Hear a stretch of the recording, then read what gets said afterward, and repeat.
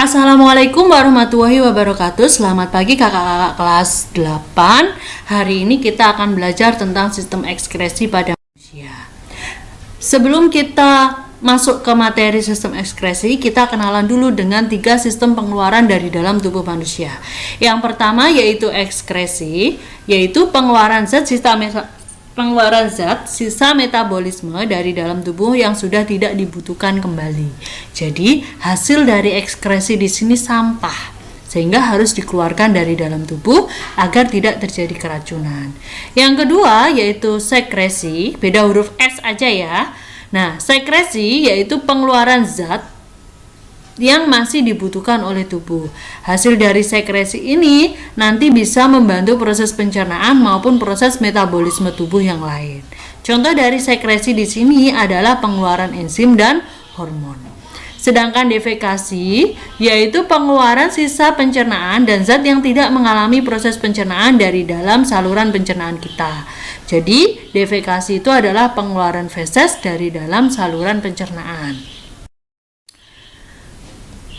Sistem ekskresi pada manusia terdiri dari 4 organ. Yang pertama adalah ginjal yang dapat menghasilkan urin, kemudian hati menghasilkan getah empedu, paru-paru menghasilkan gas karbon dioksida dan uap air, serta kulit yang akan menghasilkan keringat.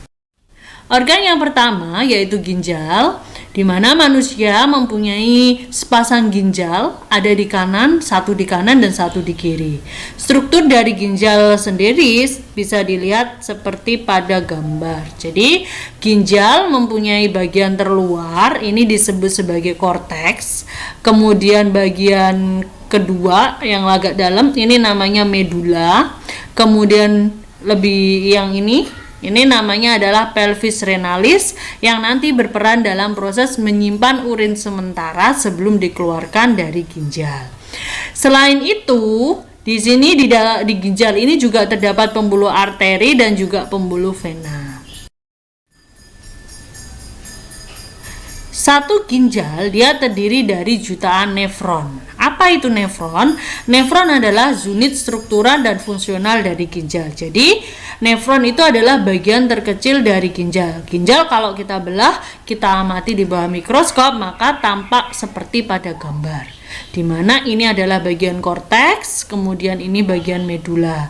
Di korteks terdapat yang namanya glomerulus sama tubulus proksimal, kemudian nanti di medula terdapat lengkung Henle, tubulus distal dan juga tubulus pengumpul. Kurang lebih adalah seperti ini. Jadi glomerulus ini bagian korteks, sedangkan yang ini adalah bagian medula. Nah, di korteks di sini terdapat yang namanya glomerulus. Glomerulus itu adalah kumpulan atau kumparan pembuluh kapiler. Jadi pembuluh darah yang halus-halus. Nah, itu namanya glomerulus. Nah, glomerulus ini berperan untuk menyaring darah menjadi urin primer. Jadi nanti darah dari pembuluh ini masuk ke dalam glomerulus, kemudian hasil saringannya akan masuk ke kapsula Bowman, sedangkan zat-zat yang tidak lolos dari penyaringan dia akan kembali lagi masuk ke dalam pembuluh darah. Nah, kemudian urin dari kapsula Bowman akan masuk ke dalam tubulus proksimal. Jadi ini mulai sini sampai sini ini namanya tubulus proksimal. Kemudian masuk ke dalam lengkung Henle. Nah, lengkung Henle itu yang bentuknya seperti huruf U ya. Ini namanya lengkung Henle sampai sini. Nah, ini mulai dari sini ini sudah disebut tubulus distal. Jadi mulai dari sini sampai sini ini namanya tubulus distal. Kemudian yang ini namanya tubulus kolektivus. Oke, kita lanjut. Sekarang bagaimana urin ini diproduksi dalam tubuh kita?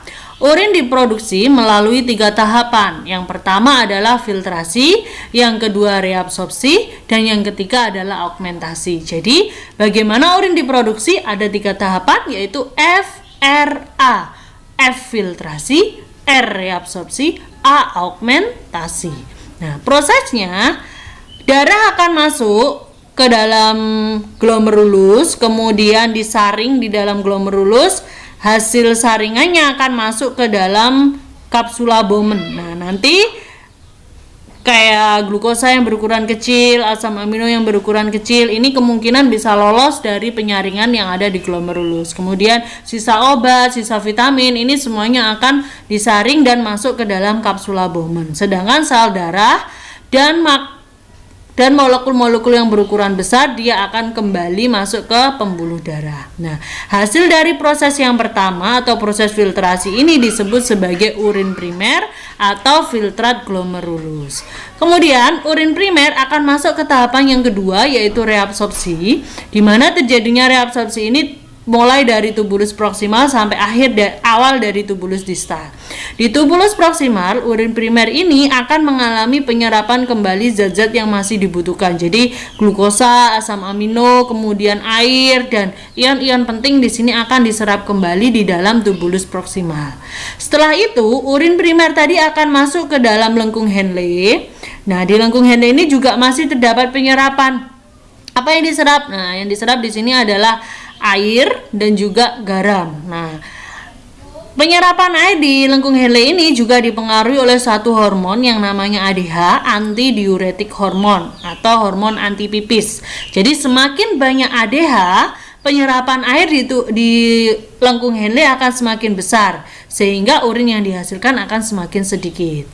Kemudian dari lengkung Henle, urin akan masuk ke dalam tubulus distal. Jadi awal tubulus distal di sini akan terjadi proses penyerapan kembali. Apa yang diserap sama seperti tadi, yaitu garam-garam yang bersifat penting itu akan diserap di awal tubulus distal. Nah, sampai di awal tubulus distal ini proses reabsorpsi berhenti di sini. Nah, jadi proses reabsorpsi terjadinya di proksimal lengkung Henle sampai tubulus distal dan menghasilkan urin sekunder. Nah, di urin sekunder ini sudah tidak boleh ada glukosa maupun asam amino lagi.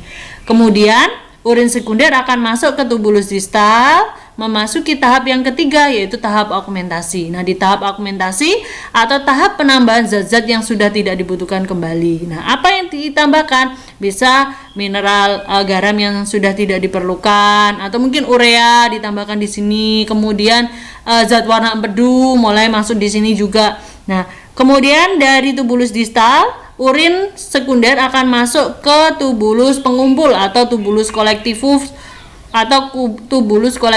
untuk mendapatkan tambahan zat-zat yang sudah tidak dibutuhkan plus disimpan sementara sebelum masuk ke dalam rongga ginjal atau pelvis renalis. Nah, ini tahapannya saya rangkum menjadi 3 ya, FRA, filtrasi, reabsorpsi, sama augmentasi. Nah, setelah urin dihasilkan dari 3 tahapan tadi, urin akan disimpan di dalam rongga ginjal, yaitu di pelvis renalis di sini. Nah, di pelvis renalis kemudian akan dialirkan menuju ureter sampai ke kandung kemih, dikeluarkan dari dalam tubuh melalui uretra. Jadi, tahapan pengeluaran urin yaitu ginjal, ureter, kemudian kandung kemih, baru ke uretra. Hal-hal yang mempengaruhi produksi urin pada manusia, di sini yang pertama adalah aktivitas. Nah, aktivitas kita kalau terlalu banyak yang kita keluarkan banyak keringat daripada urin. Nah, yang kedua adalah suhu lingkungan. Jadi semakin dingin, urin yang dihasilkan akan semakin banyak. Ini bisa kalian amati ketika musim penghujan sama musim kemarau. Di musim penghujan, suhu lingkungan dingin sehingga kita lebih banyak mengeluarkan urin daripada keringat. Sedangkan di musim kemarau, kita cenderung banyak mengeluarkan keringat daripada urin. Yang ketiga adalah kadar hormon ADH. Seperti tadi saya bilang bahwa semakin banyak hormon ADH, maka urin yang dihasilkan akan semakin sedikit. Nah, kadar hormon ADH di dalam tubuh kita ini bisa naik turun tergantung apa yang kita konsumsi. Contohnya kayak alkohol, kemudian kopi, teh itu bisa menurunkan kadar hormon ADH di dalam tubuh kita. Makanya kalau kalian habis minum kopi atau teh kemudian sering pipis, itu wajar karena hormon ADH kita turun sehingga proses penyerapan air berkurang dan urin yang dihasilkan lebih banyak. Yang keempat adalah jumlah air yang dikonsumsi. Semakin banyak air yang dikonsumsi, maka jumlah urin yang dihasilkan juga akan semakin banyak.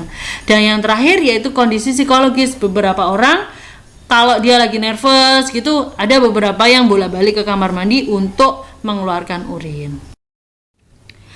Organ berikutnya yaitu hati, di mana hati ini ada di dalam rongga perut kita sebelah kanan. Nah, ada bagian kanan sama bagian kiri.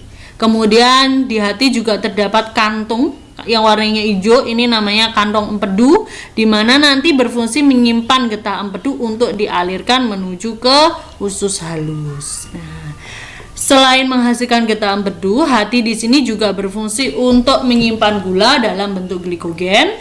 Nah, di sini dengan bantuan si pankreas. Jadi, pankreas akan mengeluarkan hormon insulin yang bisa membantu mengubah gula dalam darah menjadi glikogen atau gula otot. Berikutnya di sini adalah pembentukan vitamin A.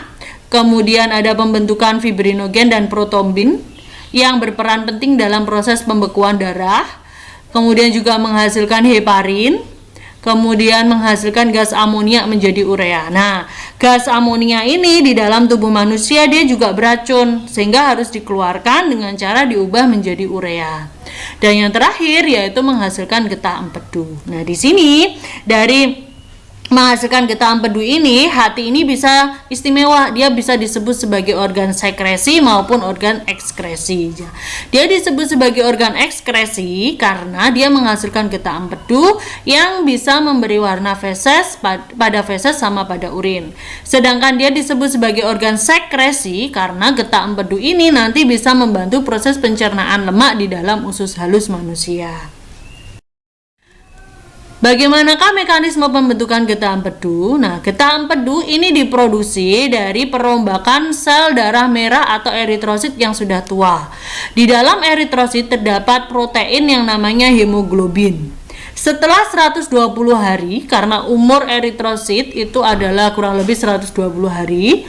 Setelah 120 hari, eritrosit ini akan dibawa ke hati untuk dibongkar menjadi 3 komponen, yaitu globin, kemudian Fe atau zat besi, dan Heme atau Hemi. Nah, si globin sama Fe ini masih bisa digunakan untuk pembentukan Hb baru atau hemoglobin baru, sehingga baik globin maupun Fe ini bisa disimpan di hati atau dikembalikan ke sumsum tulang belakang. Kenapa kok ke sumsum tulang belakang? Karena proses produksi eritrosit di sini terjadi di sumsum tulang belakang. Berikutnya, yang terakhir yaitu Heme. Nah, hemin atau heme di sini dia akan diubah menjadi bilirubin dan biliverdin, di mana bilirubin di sini akan mengalami oksidasi. Bilirubin, biliverdin itu warnanya hijau kebiruan karena mengalami oksidasi menyebabkan warnanya menjadi kuning. Nah, bilirubin ini nanti akan masuk ke usus halus, membantu proses pencernaan lemak, kemudian juga memberi Kemudian yang kedua adalah biliverdin yang berfungsi menjadi zat warna pada empedu. Jadi nanti bilirubin, biliverdin ini yang memberi warna pada feses dan juga pada urin. Organ berikutnya yaitu kulit, di mana kulit pada manusia terdiri dari 3 lapisan. Yang pertama adalah epidermis, yang kedua dermis, dan yang terakhir adalah hipodermis. Nah, di lapisan epidermis sendiri ini terdiri dari 3 lapisan ya. Yang pertama ini namanya stratum corneum. Stratum corneum itu lapisan yang paling mudah mengelupas, jadi paling atas yang mudah kering kemudian mengelupas. Kemudian di bawahnya yang ini namanya lapisan stratum granulosum. Nah, di dalam lapisan stratum granulosum ini terdapat pigmen kulit kita yang bikin kita jadi eksotis kalau terlalu banyak diproduksi, namanya pigmen melanin. Semakin banyak pigmen melanin yang dihasilkan dari lapisan stratum granulosum ini, maka kulit kita akan menjadi semakin gelap. Nah, tapi lapisan ini juga penting karena si pigmen tadi membantu kulit terhindar dari radiasi UV. Berikutnya, lapisan yang terakhir di sini namanya adalah stratum germinativum yang terdiri dari sel-sel yang selalu aktif membelah. Sedangkan lapisan dermis ini terdiri dari yang pertama neuron sensori. Neuron ini menyebabkan kita bisa merasakan rasa sakit, panas, dingin, dan lain sebagainya. Kemudian juga ada folikel rambut, ada pembuluh darah untuk suplai makanan untuk sel-sel yang ada di kulit, Dan kita punya kelenjar keringat dan juga kelenjar minyak, di mana kelenjar keringat sama minyak ini nanti akan memproduksi keringat dan juga minyak. Nah, ketika kita mengeluarkan keringat, kita juga mengeluarkan kelenjar minyak juga akan menghasilkan minyak. Untuk apa? Untuk ini mengatur kelembapan di atas sini, jadi kalau kita habis berkeringat biasanya agak glowing atau bersinar. Nah, itu karena apa? Karena ada minyak yang dihasilkan oleh kelenjar minyak. Sedangkan di lapisan yang terakhir yaitu hipodermis, di sini terdapat lapisan lemak. Bagaimana keringat ini diproduksi? Jadi ketika suhu tubuh kita meningkat pada saat habis makan atau mungkin kita habis berolahraga, suhu tubuh kita akan hangat atau suhu tubuh kita cenderung lebih panas. Nah, maka otak atau hipotalamus di sini akan memberikan sinyal kepada sistem saraf simpatik yang ada di sumsum tulang belakang kita untuk merangsang kelenjar keringat di seluruh permukaan kulit untuk menghasilkan keringat. Jadi seluruh kulit di tubuh kita dirangsang oleh si saraf simpatik untuk menghasilkan keringat agar suhu tubuh kita menjadi turun. Berikutnya yaitu organ paru-paru. Di sini terdiri dari struktur trakea, bentuknya seperti cincin tulang rawan, jadi melingkar seperti cincin. Nah, ini namanya trakea, kemudian bercabang menjadi bronkus. Cabangnya bronkus namanya bronkeolus, dan ujung dari bronkeolus terdapat alveolus yang berperan sebagai tempat pertukaran oksigen dan karbon dioksida. Nah, bagaimana paru-paru ini bisa menghasilkan CO2 dan H2O? Itu berasal dari sisa pembakaran bahan makanan di dalam tubuh kita. Jadi C6H12O6 atau glukosa di sini akan bereaksi dengan oksigen atau dioksidasi oleh oksigen menghasilkan CO2, H2O dan juga ATP atau energi. Jadi tujuannya di sini tujuan utama untuk menghasilkan ATP, produk sampingnya yaitu CO2 dan H2O yang harus dikeluarkan dari dalam tubuh. Nah, membuktikan kalau bernafas itu menghasilkan CO2 yaitu dengan meniup air kapur, sedangkan bernafas menghasilkan uap air atau H2O itu bisa dibuktikan dengan meniup cermin. Nah, sampai di sini pembelajaran kita hari ini. Untuk mengetahui kalian paham nggak dengan materi hari ini, kalian bisa mengerjakan 4 soal berikut ini. Demikian materi yang dapat saya sampaikan hari ini. Wassalamualaikum warahmatullahi wabarakatuh.